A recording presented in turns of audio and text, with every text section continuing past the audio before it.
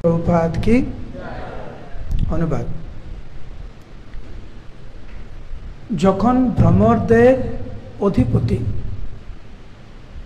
উচ্চস্বরে গুঞ্জন করে ভগবানের মহিমা কীর্তন করে, তখন কপট, কোকিল, সারস, চক্রবাক, চাতক, হংস, শুক, তিতির, ময়ূর প্রভৃতি বিহঙ্গকুলের কলরব ক্ষণকালের জন্য স্তব্ধ হয়। ভগবানের মহিমা শ্রবণ করার জন্য এই সমস্ত অপ্রাকৃত বিহঙ্গেরা তাদের নিজেদের গান বন্ধ করে দেয়। বুঝতে পেরেছেন? কারা কারা বুঝতে পেরেছেন হাত তুলুন। এখানে 100-150 ভক্ত আছে, 2-3 জন হাত তুলছেন। বুঝতে পারছেন না? কারণ আমি পড়ে যাব, তারপরে কেউ কিছু বুঝতে পারবে না, তাহলে কি লাভ? আরেকবার পড়ছি, মন দিয়ে শুনুন, না বুঝতে পারলে বলবেন। এই অধ্যায়ের নাম হচ্ছে ভগবত ধামের বর্ণনা। আপনাদের বাড়ির একটা বর্ণনা আছে না, সংসারের বর্ণনা। খিদা পেলে যদি প্রসাদ না দেয়, সংসারে মহাভারত শুরু হয়। এটা আমাদের সংসারের কাহিনী। ছেলে মেয়ে নিজের মতো করে যদি খেলনা না পায়, ফোন না পায়, খাওয়া দাওয়া না পায়, ঝগড়াঝাটি শুরু হয়, হ্যাঁ কি না? মনের মতো করে যদি মানুষ না পায়, আমাদের কষ্ট হয়। এটা হচ্ছে আমাদের লীলা, আমাদের সংসারের ঘটনা। এটা আমাদের ঘরের বর্ণনা।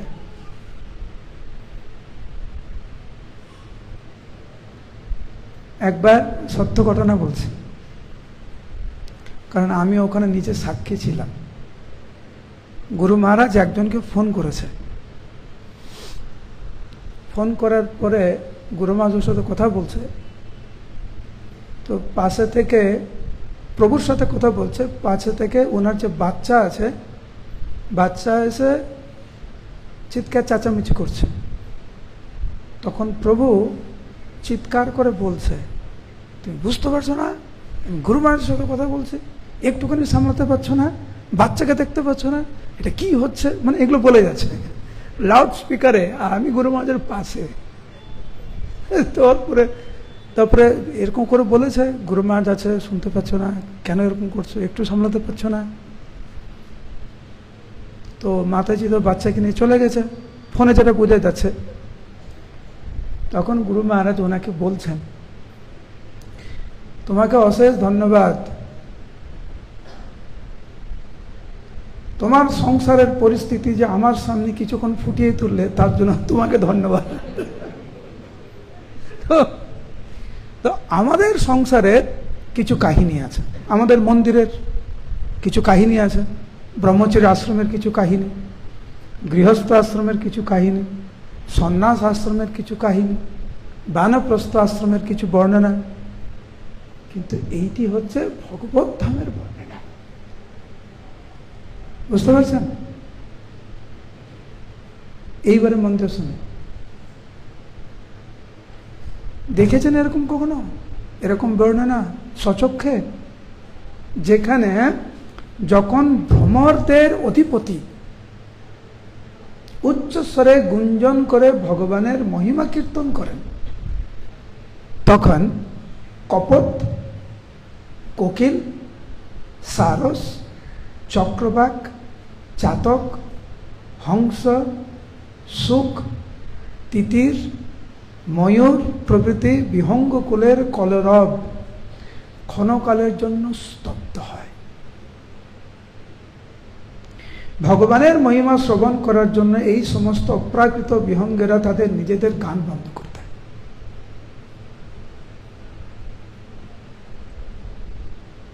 এটা হচ্ছে বৈকুণ্ঠের বর্ণনা, যেখানে প্রত্যেকটি জীব একমাত্র ভগবানকে সেবা করতে চায়। প্রত্যেকটি কীট পতঙ্গ, গাছপালা, প্রত্যেকটি জীব কেউ ভগবানের কীর্তন করছে, কিন্তু অন্যরা যখন কীর্তন করায় নিজে চুপ হয়ে যায় এবং অপরের যে ভগবানের মহিমা কীর্তন করছেন ওটা শোনার জন্য পাগল। সে তখন নিজে চুপ করে অন্যদের হরিকথা শ্রবণ করে। তো এইখানে ভ্রমরদের যিনি রাজা, তিনি ভগবানের গুণমহিমা প্রকাশ করছেন, আর এমনকি ময়ূরের মতো পক্ষী স্তব্ধ হয়ে নিজের কীর্তন বন্ধ করে উনার কীর্তন শ্রবণ করছেন। এবারে তাৎপর্য, এই শ্লোকে বৈকুণ্ঠের চিন্ময় প্রকৃতির স্বরূপ প্রকাশিত হয়েছে। সেখানকার নিবাসী পক্ষী ও মানুষদের মধ্যে কোনো পার্থক্য নাই। আমাদের এখানে কি বলি, ধর্মহীনা পশুবি সমানা, যে পশুরা আর মানুষের মধ্যে কোনো পার্থক্য নেই, যদি মানুষ প্রকৃত ধর্মকে স্বীকার না করে। এখানে প্রভুপাদ বলছেন যে সেখানে পক্ষী আর মানুষের মধ্যে কোনো পার্থক্য নেই। পরব্যোমে সবকিছুই চিন্ময় ও বৈচিত্র্যপূর্ণ। চিন্ময় বৈচিত্র্যের অর্থ হচ্ছে সেখানে সবকিছুই চেতন,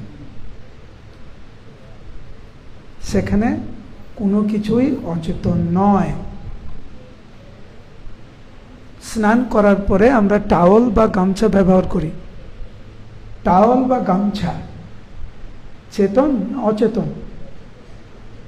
হরে কৃষ্ণ বলুন সবাই, উচ্চস্বরে বলুন হরে কৃষ্ণ।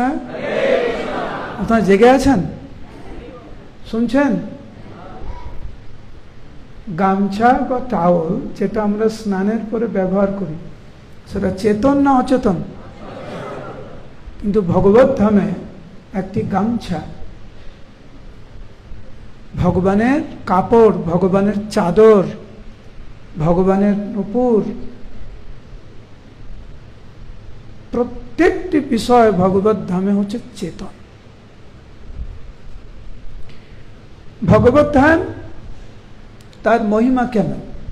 ধরুন আপনি ওখানে দাঁড়িয়ে আছেন বৈকুণ্ঠে, ভগবানের ধামে আছেন, জানি না কবে হবে বলো সেদিন আমার, বাট যেদিনকার আমরা ভগবত ধামে যেতে পারবো, ভগবান স্নান করে উঠলেন যমুনাতে স্নান করে, আর আপনার মনে হলো যে আমি একটু ভগবানের সেবা করি, তৎক্ষণাৎ আপনি যদি চান আপনি গামছা হয়ে যেতে পারবেন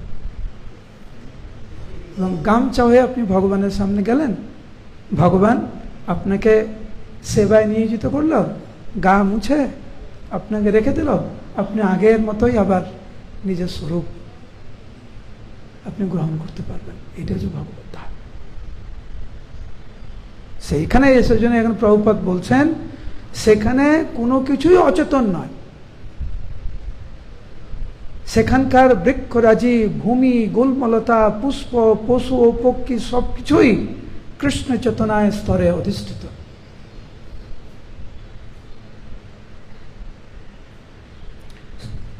স্তরে অবস্থিত। বৈকুণ্ঠ লোকের বিশেষ বৈশিষ্ট্য হচ্ছে যে সেখানে নিজের ইন্দ্রিয় তৃপ্তি সাধনের কোনো প্রশ্ন ওঠে না। গতকাল যারা গুরু মহারাজের ক্লাস শুনেছেন সেখানে একটা প্রশ্ন এসছে যে বৈকুণ্ঠ তো গৃহস্থ ভক্তরা আছে কি নেই? তো প্রশ্ন হচ্ছে স্বামী স্ত্রীর মধ্যে যে এই জগতে যে সম্পর্ক, তাহলে বৈকুণ্ঠে কি ওইরকম সম্পর্ক? গুরু মহারাজ উত্তর দিলেন, বৈকুণ্ঠ ধামে স্বামী স্ত্রী আছে, কিন্তু উভয় কেবল মাত্র পূর্ণ কৃষ্ণ চেতনাময়। এখানে যেরকম ইন্দ্রিয় সুখ ভোগের একটু ইচ্ছা থাকে, কিন্তু বৈকুণ্ঠ জগতে সেখানে নিজের ইন্দ্রিয় তৃপ্তি সাধনের কোনো প্রশ্নই উঠে না। প্রভুপাদ বলছেন জড় জগতে গর্ধব পর্যন্ত তার নিজের কণ্ঠস্বর শ্রবণ করে সুখ অনুভব করে। প্রভুপাদ বলছেন এই জগতে একটি গাধাও নিজের গলা শুনে মনে করে বাহ, মা গলা খুব সুন্দর। তো কম বেশি এখানে যারা আছেন আমরা সবাই বসে আছি, মাঝে মাঝে কিন্তু আয়নাতে দেখে মনে হয়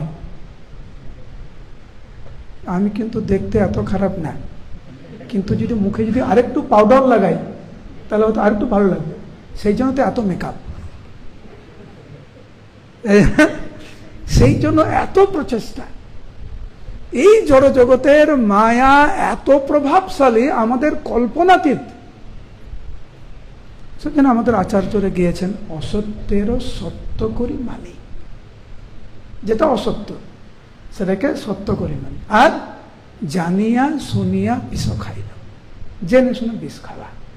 এখানে প্রভুপাদ বলছেন গাধাও ভাবে তার গলাটা খুব সুন্দর, কিন্তু বৈকুণ্ঠ লোকে ময়ূর, চক্রবাঘ ও কোকিলের মতো সুন্দর পক্ষীরাও ভ্রমরের কাছ থেকে ভগবানের মহিমা শ্রবণ করার জন্য তাদের নিজেদের সঙ্গীত বন্ধ করে দিয়ে তা শুনে। আমাদের দেখবেন যারা কীর্তনিয়া, ইস্কনে অনেক কীর্তনিয়া আছে, আপনাদের মন্দিরে অনেক কীর্তনিয়া আছে। কীর্তনিয়াদের মনোভাব কেমন তা এখানে বর্ণনা করা হয়েছে।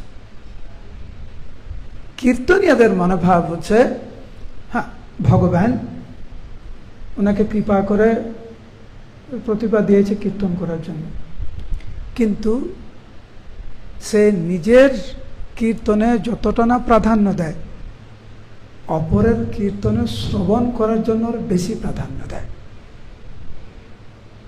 সবাই সরে যাও, আমি এখনো চলে এসেছি, এরকম মনোভাব থাকে না। এটি হচ্ছে আমাদের জাগতিক মনোভাব এবং বৈকুণ্ঠ জগতের যারা হচ্ছে বাসিন্দা তাদের মধ্যে পার্থক্য। কারা প্রসাদ পেতে পছন্দ করেন? হাত তুলুন। প্রসাদ পেতে না, কয়জন বৈরাগী আছে হাত তুলছে না, ওনারা প্রসাদ পেতে পছন্দ করেন না, এই জন্য হাত তুলছেন না। বেশিরভাগ ভক্ত কিন্তু প্রসাদ পেতে পছন্দ করেন। এইবারে বলুন তো, আপনি প্রসাদ পেয়ে বেশি আনন্দ পান না প্রসাদ পাইয়ে বেশি আনন্দ পান?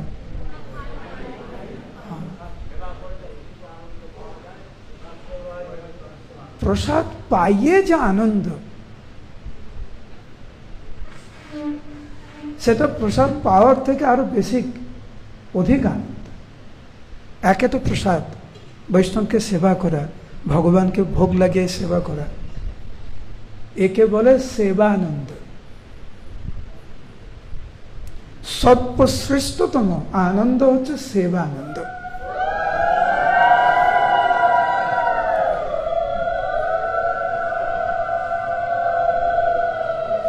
সেই জন্য কৃষ্ণদাস কবিরাজ গোস্বামী বর্ণনা করলেন, নিজ সুখ হইতে তাতে কোটি সুখ পায়,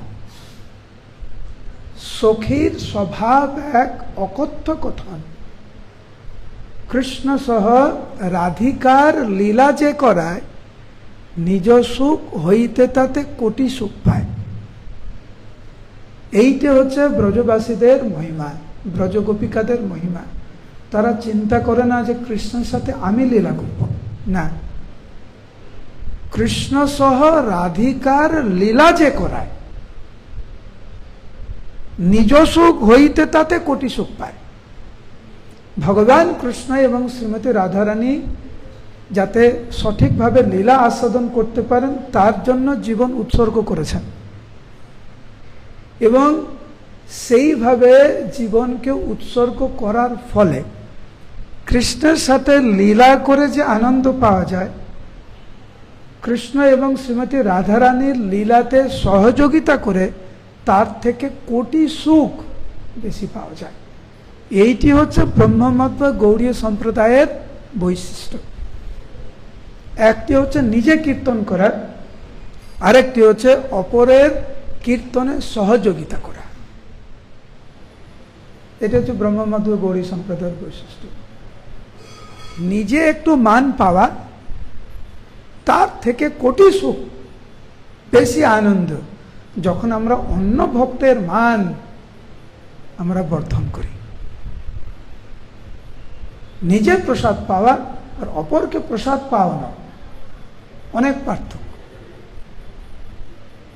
কিন্তু আত্মকেন্দ্রিক জীবনে আমরা সর্বদা যেহেতু নিজেকে কেন্দ্র করে গড়ে উঠেছি আমরা, সেই জন্য কৃষ্ণ ভাবনার যে প্রকৃত আনন্দ সেটা উপলব্ধি করতে পারলাম না। সেই দিনকার আমরা আনন্দ পাবো কৃষ্ণ ভক্তিতে, যেদিনকার অমানে না মান দে না, ওই দিনকার হরিনামের অপ্রাকৃত রস আমরা আস্বাদন করব। প্রভুপাদ তারপরে বললেন, শ্রবণ ও কীর্তনের মাধ্যমে শুরু হয় যে ভগবত ভক্তি, তা বৈকুণ্ঠ লোকে অত্যন্ত প্রবল। শ্রীল প্রভুপাদ কি উচ্চ স্বরে, শ্রীল প্রভুপাদ কি। আচ্ছা, আপনারা জানেন যে এই অধ্যায়ের কি নাম বললাম? ভগবত ধামের। এই প্রসঙ্গ কেন আসলো? কারণ এই প্রসঙ্গ কিন্তু অদ্ভুত প্রসঙ্গ। সিকিউরিটি নেই এখানে।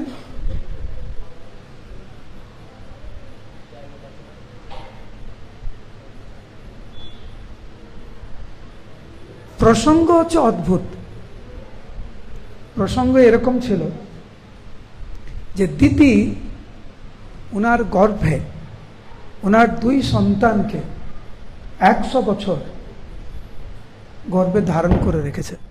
শোনা যাচ্ছে? তোমরা শুনতে পাচ্ছ পিছনে?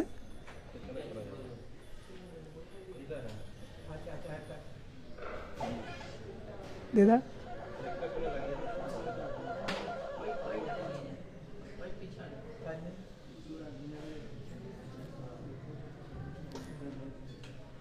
নিতাই নিতাই নিতাই গৌরাঙ্গ,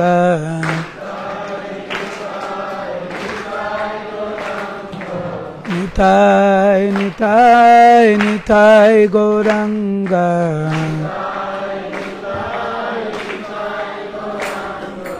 নিতাই নিতাই নিতাই গৌরাঙ্গ,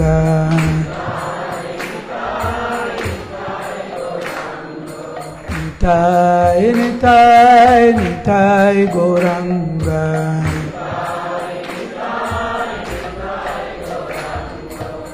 তো যেহেতু দিতি, আবার কি হলো? নিতাই, নিতাইয়ের শক্তি। এখন ওইটা বন্ধ করবে? ওটা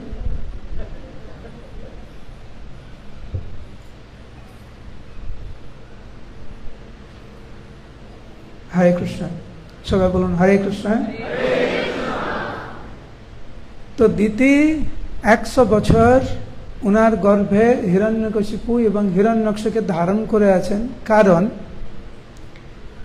উনি জানতেন এই 2 জন জন্মগ্রহণ করার পরে যা উৎপাত সৃষ্টি করবে, সবাইকে এত কষ্ট দেবে, সেই জন্য আমি যতটুকু পারি আমি কষ্ট স্বীকার করি। কিন্তু গর্ভে এতদিন ধরে রাখার ফলে এই যে প্রতিকূল প্রভাব পড়লো এই পৃথিবীর উপরে, এবং তার প্রথম লক্ষণ হচ্ছে এই পৃথিবী ঘোর অন্ধকারে আচ্ছন্ন, ঘোর অন্ধকার। সূর্য এবং চন্দ্রের যে স্বাভাবিক যে শক্তি, সেই শক্তিটাকে হরণ করেছিল হিরণ্যকশিপু এবং হিরণ্যাক্ষ গর্ভে থাকার অবস্থায়। তাহলে যদি বেরোতো তাহলে কিরকম শক্তি, সেজন্য দিতি ধরে রেখেছে। এখন দেবতারা দেখছে হঠাৎ করে অন্ধকার, কারেন্ট লোডশেডিং নেই, আমাদের লোডশেডিং হলো, অন্ধকার হয়ে গেল। দেবতাদের বলছে কি ব্যাপার, কারেন্ট টারেন্ট সব আছে, অন্ধকার কেন? গেলেন সবাই ব্রহ্মার কাছে।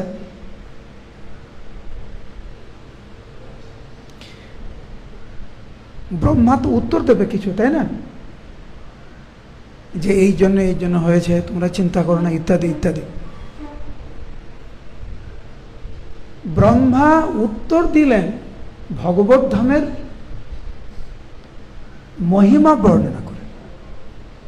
আপনি যদি কারুর কাছে যান, আপনারা সবাই এসছেন, কোথা থেকে এসছেন জানেন? কি যেন নাম বললো? কোথা থেকে এসছেন? ডায়মন্ড হারবার, আমতলা, দক্ষিণ 24 পরগনায়। তা আপনারা আমতলা থেকে এসছেন, আপনাদের ইনচার্জ কে? আপনাদেরকে কে নিয়ে এসছেন? হাত তুলুন। প্রভু নিয়ে এসছেন। ধরুন আপনাদেরকে প্রসাদ দিচ্ছে না, ঠিক আছে? সকালে প্রসাদ নেই, দুপুরে প্রসাদ নেই, রাত্রে সবাই ক্ষুধার্ত হয়ে প্রভুর কাছে এসেছেন, কি ব্যাপার প্রভু, সকালে প্রসাদ দিচ্ছেন না, দুপুরে প্রসাদ দিচ্ছেন না, রাত্রে প্রসাদ দিচ্ছেন না। উনি বর্ণনা শুরু করলেন, বললেন সবাই বসুন। সব বসলেন, সবার খিদাতে একদম অবস্থা করুন। প্রভু উত্তর দিচ্ছেন, গোলক বৃন্দাবনে ভগবান কৃষ্ণ সবাইকে নিয়ে যে কি আনন্দে আছে, হরি বল হরি বল। আপনাদের কেমন লাগবে?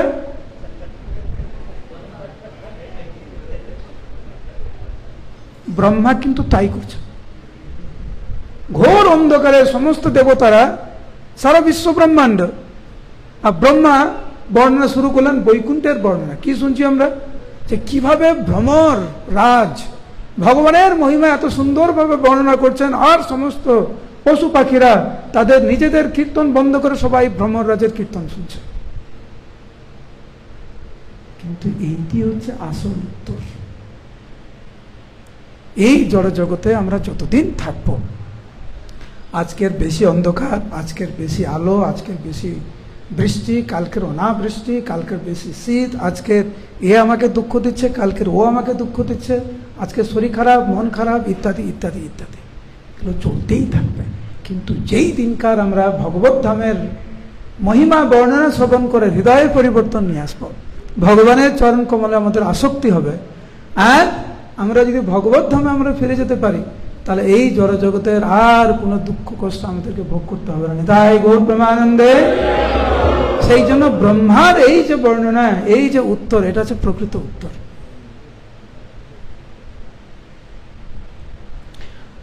আর সকালে প্রসাদ পাচ্ছেন, সকালে প্রসাদ পাওয়ার পরে দুপুরে খিদা লাগে, হ্যাঁ কি না? জোরে হ্যাঁ কি না? দুপুরে খাওয়ার পরে রাত্রে খিদা লাগে, রাত্রে খাওয়ার পরে আবার সকালে খিদা লাগে। তাহলে এই খিদা কিন্তু কোনোদিন মিটবে না। কিন্তু যেই দিনকার ভগবত ধামের মহিমা বর্ণনা শ্রবণ করে আমরা ভগবানের ধামে ফিরে যাবো, সেদিনকার আর কোনো খিদা থাকবে না আমাদের। গোলক বৃন্দাবনে যে খায়, এটাকে খিদার জন্য খায় না, ভগবানের সাথে আনন্দ করার জন্য। ভগবান খাচ্ছেন, আমরা বনভোজন করবো ভগবানের সাথে, চলো। ওই যে আনন্দ। আরেকদিকে ভগবত ধামের বর্ণনা এরকম, এইখানে আপনারা কয়টা রসগোল্লা খেতে পারবেন? সনাতন কয়টা খেতে পারবেন? 5? একাদশী লোচন, লোচন 20-25টা খেতে পারবে, লোচন 20-25, কিন্তু 20-25টা খাওয়ার পর আর কিন্তু খেতে পারবে না। কিন্তু গোলক বৃন্দাবনে 5 কোটি 1000 কোটি রসগোল্লা খাবেন, পেট ভরবে না। হরি বল। আর যখনই ভাববেন আর খাবো না, পুরো তৃপ্ত। খাওয়ার পরে 5 কোটি রসগোল্লা খাওয়ার পরে ভগবান আবার রসগোল্লা খেতে বসছেন। আপনি তখন ভাবলেন, বাহ আমি 5 কোটি খেলাম, ভগবান আবার খেতে বসলো, আবার বসে 5 কোটি খেতে পারবে। কারণ না তৎ ভাসতে সূর্য নাসা শঙ্কা ন পাবকা, ওখানে চন্দ্র সূর্য আদি, চন্দ্র আছে সূর্য আছে, কিন্তু তাদের উপরে বৈকুণ্ঠ ধাম ভগবত ধাম নির্ভরশীল নয়। ভগবান যদি বলে রাত্রিবেলা, এই সূর্য তুমি উঠো, সূর্য উঠবে। ভগবান যদি দিনের বেলা বলে, এই দিন এখন পূর্ণচন্দ্র লাগবে আমার, সূর্য উদয় পূর্ণচন্দ্র। এইটি হচ্ছে বৈকুণ্ঠের বর্ণনা। এটা হচ্ছে গোলক বৃন্দাবনের বর্ণনা। এইখানে যেরকম আপনি যদি এখন একাচক্রধামে এসেন, এখানে প্রসাদ খুব বিখ্যাত, প্রসাদ লাগবে, নিতাই পদকমলপ্রভু একজনকে বলবেন, উনি শাক সবজি কিনে নিয়ে রান্না করবো, আবার একদিন আগে থেকে বলতে অনেক কিছু। গোলক বৃন্দাবনে যেই বলবেন কল্পবৃক্ষ গৌমাতা রয়েছেন, যাবেন, শুধু চিন্তা করবেন আপনার সামনে এরকম হাজির তৎক্ষণাৎ। তো আমরা ওই ধামে যেতে চাইছি যেটা আমাদের প্রকৃত আলয়।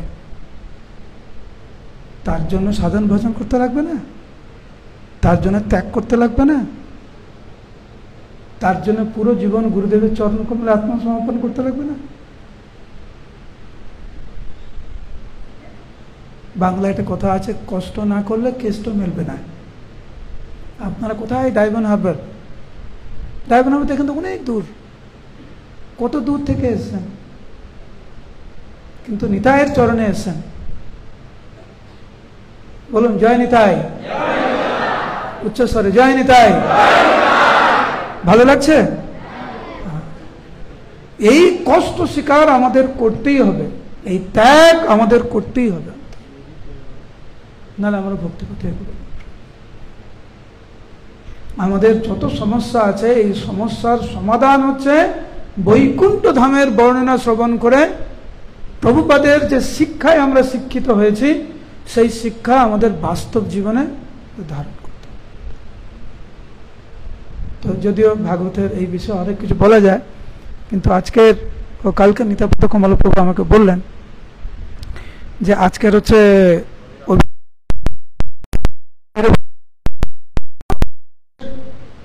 লীলা,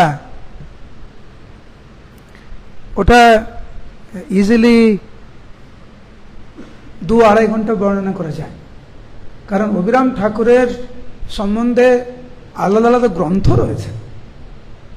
তো আমরা সংক্ষেপে 10 মিনিট আমরা অবিরাম ঠাকুরের সম্পর্কে আমরা আলোচনা করব।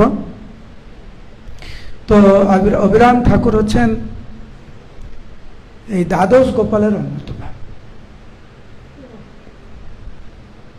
কৃষ্ণ লীলায় উনি ছিলেন শ্রীরাম, আর ত্রেতা যুগে রামলীলায় উনি ছিলেন ভরত মহারাজ। যারা খানাকুল কৃষ্ণনগরে গিয়েছেন, আমি বছরে কমপক্ষে একবার চেষ্টা করি ওই অবিরাম ঠাকুরের শ্রীপাঠে যেতে। আমার খুব খুব অন্যতম প্রিয় স্থান আমার অবিরাম ঠাকুরের, কারণ অবিরাম ঠাকুরের সম্বন্ধে যখনই আমি লীলা, আজকে সকালে আমি একটু পড়ছিলাম, তখনই মনে হলো যদি এখন যদি গিয়ে আবার একটু দর্শন করে আসতে পারতাম। খানাকুল কৃষ্ণনগরের শ্রীপাঠ, ওখানে গোপীনাথ আছে, এত সুন্দর, গোপীনাথকে এত সুন্দর করে সেবা করেন ভক্তরা ওখানে। তো আমার অনেকবার সৌভাগ্য হয়েছে, যখনই আমি ওখানে যাই কিছু ভক্তরা আসে, ওখানে পাঠ কীর্তন হয়, প্রত্যেক বছর একবার করে যাওয়ার চেষ্টা করি খানাকুল কৃষ্ণনগরে। ব্রজ বৃষভানু সুত শ্রীদাম গোপাল এবে অবিরামে নামে প্রেমে মাতোয়াল। তো অবিরাম ঠাকুর সেই কৃষ্ণ প্রেমে পাগল, ভগবানের প্রিয় নর্মদা সখা হচ্ছেন অবিরাম ঠাকুর। অবিরাম ঠাকুর মহাপ্রভুর লীলা অবিরাম ঠাকুর। তো এইখানে বর্ণনা করা হয়েছে যে কিভাবে শ্রীমান মহাপ্রভু যখন নদিয়াতে লীলা শুরু করলেন, নিত্যানন্দ প্রভু চলে আসলেন, কিন্তু শ্রীদামকে না পেয়ে মহাপ্রভুর শ্রীদামের বিরহে নিত্যানন্দকে বলছে, নিতাই তোমরা সবাই চলে আসলে আমার লীলাতে সহযোগিতা করার জন্য, কিন্তু শ্রীদাম এখনো আসলো না, তুমি যাও, ও তো বৃন্দাবনে আছে, তুমি জানো কোথায় আছে, ওকে কি নিয়ে আসো। তো মহাপ্রভুর আদেশ পেয়ে নিত্যানন্দ প্রভু চললেন বৃন্দাবনে। তো সেইখানে বৃন্দাবনে গিয়ে গোবর্ধনে গেলেন, আর গোবর্ধনের একটি গুফাতে কৃষ্ণ বিরহে ধ্যানস্থ ছিলেন শ্রীদাম। দাপর যুগে মহাপ্রভু আবির্ভূত হচ্ছেন কলি যুগে। নিত্যানন্দ প্রভু ওইখানে গিয়ে গুফার সামনে গিয়ে উচ্চ উচ্চস্বরে বলছেন শ্রীদাম, উচ্চস্বরে শ্রীদাম, শ্রীদাম, শ্রীদাম। শ্রীদাম ভাবছে, ধ্যান ভেঙে গেছে। অনেক দিন পরে কেউ ওনাকে ডাকছে, গলাটা চিনা চিনা লাগছে। তো শ্রীদাম ধ্যান ভঙ্গ করে দাপর যুগে ধ্যানে বসেছে। কৃষ্ণ যখন চলে গেলেন মথুরায়, ও ধ্যানে বসে গেছে গোবর্ধনের গুফাতে। বেরিয়ে এসে শ্রীদাম তো দাপর যুগে অনেক লম্বা, নিত্যানন্দ প্রভু তো কলিযুগে বলরামের অবতীর্ণ অবতার, সাইজ একটু ছোট। শ্রীদাম এরকম করে দেখছে, নিত্যানন্দকে বলছে, এ গোসাই, তোমার গলাটা চেনা চেনা লাগছে, কিন্তু তোমাকে আমি চিনতে পারছি না। দেখছে সব পাল্টে গেছে, গাছপালা পশু পাখি সব, কিন্তু স্থান তো বৃন্দাবন, এ তো কানাইয়ের জায়গায়, কোথায় আসলাম? গোসাই তুমি কে? তখন নিত্যানন্দ বলছে, তুমি আমাকে চিনতে পারছো না? আমি তো তোমার বন্ধু বলাই। তোমাকে এরকম দেখতে কেন? গায়ের রং আলাদা, তুমি এত ছোট হয়ে গেলে কি করে? আমি কি করে বিশ্বাস করব? কানাই কোথায়? না না সব বলবো। না না, তুমি যে আগে বললে তুমি বলাই, তুমি বলরাম, আমি কি করে চিনবো? হ্যাঁ, একটা বিষয় আছে, তোমাকে আমি পরীক্ষা করতে চাই, যে কেবলমাত্র বলরাম আমার সাথে দৌড়ে পারত, আর কেউ পারত না। তো কথা হবে পরে, আগে তুমি পরিচয় দাও তোমার। তো বলে, আমি তো বলছি আমি বলাই, আমি কি করে বিশ্বাস করব? ঠিক আছে। শ্রীদাম বললেন, আমি গোবর্ধন পরিক্রমা করব দৌড়ে দৌড়ে, দেখো আমি দেখতে চাই তুমি ধরতে পারো কিনা। আমরা তো একবার পরিক্রমা করে হাঁপিয়ে যাই না, শ্রীদাম দৌড়ে দৌড়ে 4 বার করেছে, 4 বার। আর যখনই পিছনে দেখে নিত্যানন্দ একদম পাশে, মানে ইচ্ছা করে এগোচ্ছে না। বুঝতে পেরেছো? একটা হয় না, কখনো কখনো বাবা ছেলেকে দৌড়াতে দেয়, হ্যাঁ, বা কোনো ভালো বন্ধু অপর বন্ধুকে জিতানোর জন্য একটু এগিয়ে দেয়। তো প্রথম শ্রীদাম ভাবছে হয়তো সত্যির কাছে এসে গেছে, কিন্তু সবসময় এত কাছে কি করে? যখন 4 বার হলো, নিত্যানন্দ প্রভু ভাবছে যে না ঠিক আছে, আর দৌড়ানোর দরকার নেই। তো এবার যেই দৌড়ানো শুরু করেছে, সঙ্গে সঙ্গে দৌড়ে আগে চলে গেছে। তখন শ্রীদাম বলছেন, হ্যাঁ তুমি হচ্ছ সেই আমার প্রিয় বলরাম। বলুন জয় নিতাই। তো নিত্যানন্দ প্রভুর সাথে এই আমাদের অবিরাম ঠাকুরের কিন্তু অনেক লীলা, অনেক লীলা, বেশিরভাগ লীলা কিন্তু নিতাইয়ের সাথে, অবিরাম ঠাকুরের। তো দুইজনে এখন কৃষ্ণ প্রেমে পাগল হয়ে গেছেন, দুইজনকে জড়িয়ে ধরে কি কৃষ্ণ প্রেমে কি ক্রন্দন। এরপরে অবিরাম ঠাকুর বলছে, এবারে আমার বিশ্বাস হয়েছে। শ্রীদাম বলছে, আমার বিশ্বাস হয়েছে, তুমি বলাই, বলো আমার প্রাণের কানাই কোথায়? ও তো নবদ্বীপে গেছে, এখন নবদ্বীপে আছে।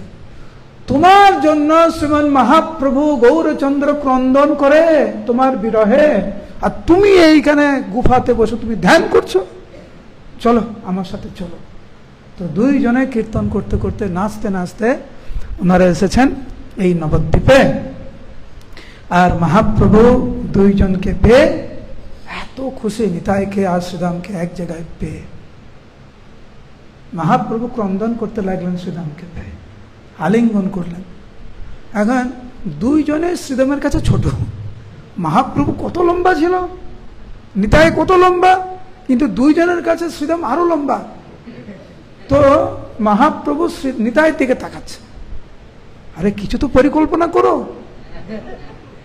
তো নিত্যানন্দ প্রভু মহাপ্রভুর ভাবটা বুঝতে পেরেছে, যে কি, যে আমি একদিকে ঝুলবো, তুমি একদিকে ঝুলো, দুইজন ঝুলে শ্রীদামকে আমরা ছোট করবো, মানে আমাদের মতো করবো, আমাদের যে, হ্যাঁ ওটা ইংরেজি শব্দ, উচ্চতা, আমাদের মতো উচ্চতা করবো। তো একদিকে বলরাম, একদিকে কৃষ্ণ মানে নিতাই আর গৌরাঙ্গ, দুই দিকে ঝুলতে লাগলেন। আর যেহেতু মহাপ্রভুর ইচ্ছা, তৎক্ষণাৎ সে মহাপ্রভুর মতো নিতায়ের মতো বা সমপর্যায় উচ্চতা লাভ করল। মহাপ্রভু তখন তাকে নাম দিলেন শ্রীকৃষ্ণ চৈতন্য নাম সেই তো আমার। মহাপ্রভু বলছেন যে আমার নাম শ্রীকৃষ্ণ চৈতন্য, এভে অবিরাম বলি খ্যাতি যে তোমার। আজ থেকে তোমার নাম হলো অবিরাম ঠাকুর। হরি বল।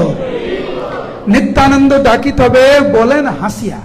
পাশাপাশি তো সব বন্ধু, তো মহাপ্রভু নাম দিয়ে দিয়েছে অবিরাম।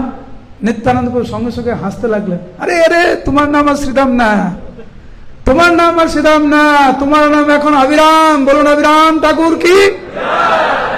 আজি হইতে ডাকো সবাই অবিরাম ভাইয়া। তোমার নাম আজ থেকে অবিরাম ভাইয়া। তো এইভাবে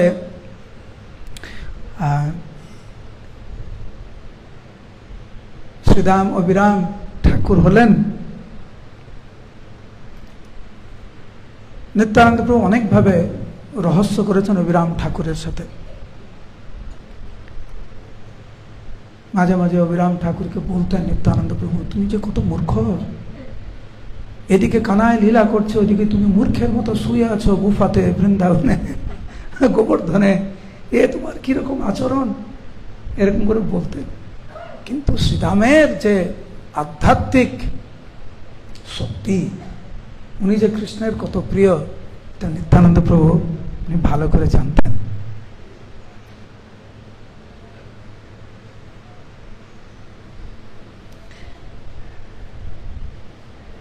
ভগবান কৃষ্ণের মহিমা প্রকাশ করার জন্য অবিরাম ঠাকুর একটা বিশেষ লীলা করতেন, যে উনি যখন বিগ্রহকে প্রণাম করবেন, সাক্ষাৎ ব্রজেন্দ্র নন্দন সেই বিগ্রহ যদি উপস্থিত না থাকেন, এই বিগ্রহ চূর্ণ বিচূর্ণ হতো। অনেক জায়গায় করেছেন। তো একবার গিয়েছেন উনি বনবিষ্ণুপুরে, গিয়েছেন আপনারা বনবিষ্ণুপুর শ্যামসুন্দর মন্দিরে, তখন গিয়েছেন। তো গিয়েই প্রথমে প্রণাম করেছেন, মন্দিরকে প্রণাম করেছে। মন্দিরকে প্রণাম করতে ওই যে দরজাটা আছে না, একটু বেঁকে গেছে। কৃষ্ণের সামনে গিয়েছে, কৃষ্ণকে প্রণাম করেছে, কৃষ্ণ কিছু হয় না। তখন অবিরাম বলছে, আরে সামনে কৃষ্ণ এখানে আছে, আরেকবার প্রণাম করে, আরেকবার প্রণাম করে, কিছু হয় না, আরেকবার প্রণাম করেছে, তৃতীয়বার প্রণাম করে কৃষ্ণের ঘাড় একটু বেঁকে গেছে। তো কৃষ্ণ তখন পূজারীর সামনে বলছে, পূজারী তখন ওখানে উপস্থিত, পূজারীর সামনে শ্যামসুন্দর বলছেন অবিরাম, এই তুমি আমার ঘাড় বেঁকালে কেন? তখন অবিরাম ঠাকুর বলছে যে তোমার যে ঘাড় বেঁকলো, তুমি এখন দেখো তোমার কত মহিমা প্রকাশ হয়, সবাই তোমার ঘাড় বেঁকা দিক থেকে আসবে। বন্ধুর মধ্যে যেরকম হয় আর কি, সেরকম। তো অবিরাম ঠাকুর তখন বলছেন, আজকে তোমার সাথে কিছু খেতে ইচ্ছে করে। তো কৃষ্ণ ইঙ্গিত দিলেন পূজারীকে, কিছু নিয়ে আসো। কিছু নিয়ে আসলেন, অবিরাম ঠাকুর এবং কৃষ্ণ একসাথে বসে প্রসাদ পেলেন। এই হচ্ছে অবিরাম ঠাকুরের মহিমা। তো এরকম অনেক অনেক লীলা রয়েছে অবিরাম ঠাকুরের। তো আজকের হচ্ছে অবিরাম ঠাকুরের তিরোভাব তিথি। ওনার চরণ কমলে আমরা আত্মসমর্পণ করি, এই কৃপা চাইছি আমরা। উনি মহাপ্রভু এবং নিত্যানন্দ প্রভুর কৃপা মহিমা যেভাবে সব জায়গায় প্রচার করেছেন, আমরা যদি কোনো না কোনোভাবে আমাদের গুরুদেবের সেবাতে কোনোভাবে যদি সাহায্য করতে পারি, যাতে মহাপ্রভু এবং নিত্যানন্দ প্রভুর নাম প্রচারিত হয়, তাহলে আমাদের জীবন ধন্য হবে। এই প্রার্থনাই আমরা করি অবিরাম ঠাকুরের সেই চরণ কমলে। একাচক্র ধামে আমরা রয়েছে, নিত্যানন্দ প্রভুর অত্যন্ত প্রিয় অবিরাম ঠাকুর, এবং নিত্যানন্দ প্রভুর সাথে যে লীলা, এটা অবর্ণনীয় লীলা। অবিরাম ঠাকুর অনেক সন্তানকে, নিত্যানন্দ প্রভুর সন্তানকে অভিরাম ঠাকুরের জন্য নিত্যানন্দ প্রভুর অনেক সন্তান দেহ রেখেছে, ওই প্রণাম করতো, জন্ম হতো, অভিরাম ঠাকুর আসতো। তো এর মধ্যে যদি উনি যদি ভগবানের সত্য প্রতিনিধি না হয়, সত্য ভক্ত না হয়, মহাভাগবত না হয়, এক্ষুনি দেহ রাখতো, আর প্রণাম করতো, দেহ রাখতো, কিচ্ছু বলতে পারতো না। জাহ্নবা মাতা কিছু বলতে পারতো না, নিত্যানন্দ প্রভু, অভিরাম ঠাকুর। তো একবার কি হলো, তো গঙ্গা মাতা গোস্বামী গঙ্গা দেবী আবির্ভূত হয়েছে নিত্যানন্দ প্রভুর কন্যা রূপে। অভিরাম ঠাকুর এসছে, প্রণাম করেছে, কিছুই হয় না। আর অভিরাম ঠাকুর খুব খুশি যে হ্যাঁ, এই ভগবানের শুদ্ধ বৈষ্ণবী। এইবারে আসবে বীরচন্দ্র প্রভু, কিন্তু আগে অনেকগুলো সন্তানকে এইভাবে দেহত্যাগ করিয়েছেন। আর খানাকুল কৃষ্ণনগর এইদিকে, খড়দহ নদীর ওপারে, মানে গঙ্গার ওপারে, আর অভিরাম ঠাকুর থাকেন গঙ্গার এপারে। তো নিত্যানন্দ প্রভু সমস্ত বোট যারা নৌকাওয়ালা ছিল সবাইকে বলে দিয়েছে, এই আমার সন্তান জন্মগ্রহণ করেছে, এখন উৎসব হবে, কোনো নৌকা যেন না থাকে, সব নৌকা ডুবিয়ে দাও, কোনো নৌকা থাকবে না। এদিকে জন্ম উৎসব শুরু হলো, সব জায়গার বৈষ্ণব চলে এসছে। অভিরাম আসে না, অভিরাম ঠাকুর, কারণ অভিরাম ঠাকুরকে বলা হয়নি। তো একজন, নামটা ভুলে গেছি আমি, একজন বৈষ্ণবকে কি বলছে, গোসাই তুমি যাবে না? না কোথায়? আরে খড়দহে নিত্যানন্দ মহোৎসব করছে, ওনার সন্তান জন্ম হয়েছে, তোমাকে ডাকে নেই? জন্ম হয়েছে, আমাকে ডাকলো না তো। আচ্ছা, নিমন্ত্রণ যদি না করে কি করে যাই? ওনার স্ত্রী তখন বলছেন, মালিনী দেবী, আরে তোমার তো বন্ধু, বন্ধুর বাড়িতে যেতে আমার নিমন্ত্রণ লাগে নাকি? তখন ওই ভক্ত বলছে, হ্যাঁ ও ঠিকই বলছে।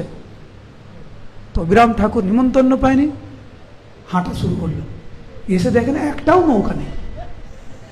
তো নৌকাতে জিজ্ঞাসা করছে, নৌকা কোথায়? বলছে নৌকা নেই, সব ডুবে গেছে। কি করে ডুবলো? ঝড় নেই, বৃষ্টি নেই, কিছু নেই, একটা নৌকাও নেই। বলছে না না, একটা নৌকা নেই, আমাদের সব নৌকা ডুবে গেছে। তা আমি পারবো কি করে? না, আমরা কি করে জানি? কারণ নিত্যানন্দ প্রভুর আজ্ঞা, সব নৌকা ডুবাও, সব নৌকা ডুবিয়ে দিয়েছে, কোনো মাঝি আর কারোকে পার করবে না। তখন অভিরাম ঠাকুর বললেন, ঠিক আছে, তোমরা যখন পার করবে না, তো আমি পার হই, কি করবে? চাদর নিয়েছে, চাদর নিয়ে গঙ্গাতে এরকম করে ফেলে দিয়েছে, ফেলে দিয়ে তার উপরে চেপে গঙ্গা পার হয়ে গেছে। হরি বল। মানে ওই চাদরটা নৌকার মতো। এবারে উনি যখন চাদরে যখন পার হচ্ছে, নিত্যানন্দ প্রভুর বাড়িতে খবর পৌঁছে গেছে যে অভিরাম ঠাকুর আসছে। নিতাই বলছে, কি করে আসছে? আমি তো সব নৌকা ডুবোতে বলেছি। বলছে, প্রভু উনি নৌকাতে আসছে না তো, উনি চাদরে আসছে, চাদরে আসছে। এইবারে হরিবল হরিবল, হরে কৃষ্ণ করে অভিরাম ঠাকুর নিত্যানন্দ প্রভুর বাড়িতে বলছে, কি গোসাই, এত বড় মহোৎসব আমাকে না জানিয়ে? নিত্যানন্দ প্রভু কিছু না বলে ওনাকে আলিঙ্গন করে বলছেন, আমি তো খুব খুশি তুমি এসছো, আমি তো খুব খুশি তুমি এসছো। আচ্ছা, তুমি খুব খুশি, একবার নিমন্ত্রণ করলে না? ঠিক আছে, নিমন্ত্রণ যখন করলে না সেটা পরের ব্যাপার। বন্ধু যখন তোমার বাড়িতে চলে এসছে, বন্ধুকে খেতে দেওয়া উচিত, কিছু আছে? তখন জাহ্নবী মাতা ওনাকে বসালেন। চিন্তা করুন, ওইখানে শত শত ভক্তের প্রসাদের ব্যবস্থা করা হয়েছে। তখন ভক্তরা প্রসাদ পায়নি, ঠিক আছে? অভিরাম ঠাকুর প্রসাদ পেতে বসছে, অল্প অল্প করে নিয়ে আসছে, অভিরাম ঠাকুর খেতে থাকছে, যত নিয়ে আসে তত খায়, একবারও বলে না আর লাগবে না, একবারও বলছে না। এই করে শত শত ভক্তের প্রসাদ অভিরাম ঠাকুর একাই খেয়ে নিয়েছে। এখন নিত্যানন্দ দেখছে কিছু না, আর কিছু নাই। তখন নিত্যানন্দ প্রভু অভিরামকে বলে, অভিরাম আমি না তোমার বন্ধু? হ্যাঁ, তুমি তো আমার সবচেয়ে ঘনিষ্ঠতম বন্ধু। তো আমি কেমন বন্ধু যে তুমি সব খেয়ে নিলে, একবারও আমাকে বললে না যে ভাই নিতাই একটু বসে আমার সাথে প্রসাদ পাও, একটু তো বললে না। এখন তো তুমি সব খেয়ে নিলে, আর ঘরেও কিছু নেই, আমিও কিছু পাইনি। অভিরাম ঠাকুর বললো, কে বললো ঘরে প্রসাদ নেই? কিচেনে যাও, দেখো প্রসাদ আছে কিনা। কিচেনে গিয়ে দেখে সমস্ত পাত্র প্রসাদে পূর্ণ, তখন নিত্যানন্দ প্রভু আলিঙ্গন করলেন, এবারে বললেন, আচ্ছা এগুলো সব থাক, তোমার সন্তান কোথায়? জাহ্নবা মাতা ক্রন্দন করতে লাগলেন। জাহ্নবা মাতা আরেক স্ত্রীর নাম কি? বসুধা। দুইজনে ক্রন্দন করতে, এটা বসুধার সন্তান, বসুধা মায়ের সন্তান। বসুধা মা ক্রন্দন করতে লাগলেন, জাহ্নবা মাতা ক্রন্দন করতে লাগলেন অবিরাম ঠাকুরের কাছে, যে হে প্রভু, আপনার জন্য অনেক সন্তান চলে গেছে, এই এই এই সন্তানটি থাক। আরে থাকবে, তাকে প্রণাম করতে দাও গে। প্রণাম করেছে প্রথমবার, সবাই আতঙ্কিত, এমনকি নিতাই আতঙ্কিত, বন্ধু কি করে বসে প্রণাম করেছে। যেই প্রণাম করেছে, আমাদের বীরচন্দ্রপ্রভু, বীরভদ্রপ্রভুর মুখে মুচকি হাসি, আবার প্রণাম করেছে, আবার হাসছে, আবার প্রণাম করেছে, আনন্দে হাসছে। এইবারে অবিরাম ঠাকুর বুঝতে পেরেছেন এই আর কেউ নয়, মহাপ্রভুর অভিন্ন স্বরূপ হচ্ছে বীরচন্দ্রপ্রভু। হরি বল। তখন নিত্যানন্দ প্রভু এবং অবিরাম ঠাকুর কৃষ্ণ প্রেমে পাগল হয়ে দুইজনে নৃত্য করতে লাগলেন। এই হচ্ছে অবিরাম ঠাকুরের মহিমা। হরে কৃষ্ণ। ঠিক আছে, 9টার 4-5 হয়ে গেছে, আমি আর অপরাধ করতে চাই না। আপনাদের প্রসাদ আছে, আপনারা প্রসাদ পান, ভালোভাবে থাকবেন। সবার চরণে আমার এইটি অনুরোধ, যারা আপনারা ভক্ত হয়েছেন, যারা ইস্কনের দীক্ষিত ভক্ত, ইস্কনের সাথে সম্পর্কিত সবার কাছে আমার এইটি অনুরোধ, আমাদের জীবনে ভালো মন্দ আসবে, হতেই থাকবে, তা আমি আপনি বন্ধ করতে পারবো না। একটা জিনিস আমরা করতে পারি, সেটা হচ্ছে নিয়মিত ঐকান্তিকতার সহিত 16 মালা জপ করা। আর জীবনে যা আসবে আসুক, যত ঝড় আসবে আসুক, যত ভালো হোক ঠিক আছে, খারাপ হোক ঠিক আছে, কিন্তু হরিনামকে যেন আমরা কখনো না ছাড়ি। এইটাই নিত্যানন্দ প্রভু এবং অবিরাম প্রভুর শিক্ষা। যারা নিত্যানন্দ প্রভু এবং অবিরাম ঠাকুরের যারা আশীর্বাদ চান, এই শিক্ষা আপনারা হৃদয় দিয়ে গ্রহণ করবেন।